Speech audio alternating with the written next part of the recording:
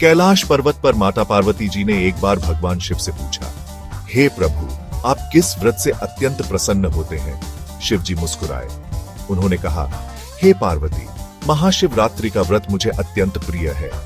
पार्वती जी उत्सुक हो उठी। उन्होंने पूछा, प्रभु, कृपया मुझे इस व्रत का महत्व बताइए। यह व्रत कैसे करना चाहिए? इसके क्या फल हैं? शिव जी ने कहा, हे देवी, यह कथा अत्यंत रोचक है। एक शिकारी की कहानी है जिसने अनजाने में ही महाशिवरात्रि का व्रत किया और मोक्ष प्राप्त किया। शिव जी ने बताया, फाल्गुन मास की कृष्ण पक्ष की चतुर्दशी को महाशिवरात्रि का पावन व्रत किया जाता है। इस दिन मेरा पूजन अर्चन करने से सभी पापों का नाश होता है।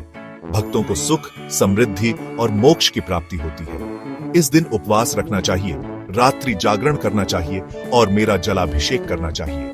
बेलपत्र, धतूरा, भांग आदि अर्पित करने से मुझे प्रसन्नता होती है। महाशिवरात्रि का व्रत सभी के लिए है, चाहे वह कोई भी हो, किसी भी जाति का हो, किसी भी वर्ण का हो। इस व्रत को सच्चे मन से करने से सभी को लाभ मिलता है। एक घने जंगल में एक शिकारी रहता था। वह बहुत ही निर्दयी था।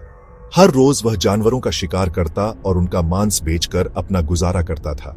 एक दिन वह शिकार पर गया, लेकिन उसे कोई शिकार नहीं मिला। भूखा और प्यासा वह एक तालाब के पास आ गया।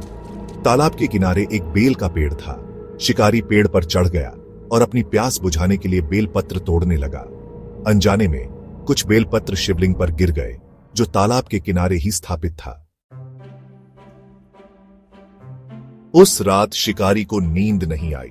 वह अनजाने में ही महाशिवरात्रि का व्रत कर बैठा था। उसने बेलपत्र शिवलिंग पर चढ़ाए थे और पूरी रात भूखा प्यासा जागरण किया था। भोलेनाथ शिकारी की अनजाने में की गई पूजा से प्रसन्न हुए।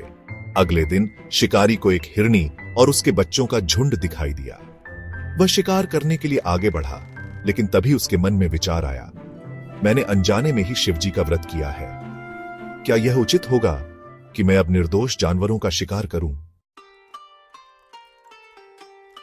शिकारी ने हिरनी और उसके बच्चों को जाने दिया।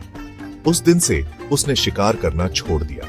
वह सच्चे मन से भगवान शिव की भक्ति में लीन हो गया। समय आने पर शिकारी और हिरनी का परिवार दोनों को ही मोक्ष की प्राप्ति हुई। यह सुनकर माता पार्वती जी अत्यंत प्रसन्न हुई। उन्होंने कहा, हे प्रभु, आपकी कथा अद्भुत है।